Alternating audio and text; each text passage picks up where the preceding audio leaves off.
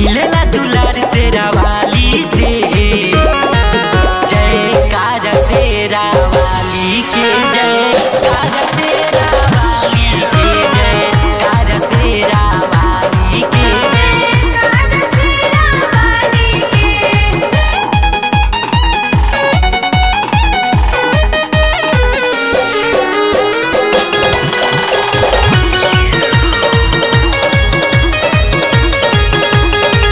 नौ दिन खातिर आवेली माई हमनी के गाँव में।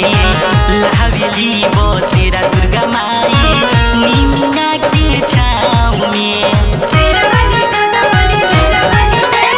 नौ दिन खातिर माई आवत हमनी गाँव में। लावेली बसेरा वही निमिया के छाँव में। माई के प्यार से जे भी बुलावे आपन दुखावा माई से सुनावे।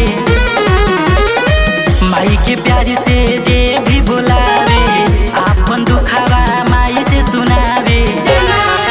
दुख दूर होला वो करे हाली से। जयकार शेरा वाली के, जयकार शेरा वाली के, जयकार शेरा वाली के, जयकार शेरा वाली के।